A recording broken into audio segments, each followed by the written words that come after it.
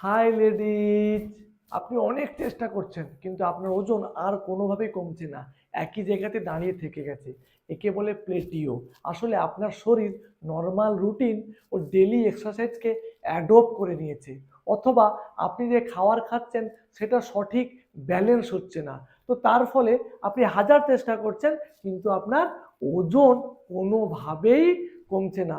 বা এটাও দেখা যায় আপনি খাওয়ার সঠিকভাবে খাচ্ছেন, আপনি সঠিক ওয়ার্কআউটও করছেন, কিন্তু আপনি স্ট্রেস ম্যানেজমেন্ট করতে পারছেন না। তো প্রথমে আপনাকে স্ট্রেস ম্যানেজমেন্ট করা জানতে হবে, তার সঙ্গে সঙ্গে আপনাকে ব্যালেন্সযুক্ত খাবার খেতে হবে।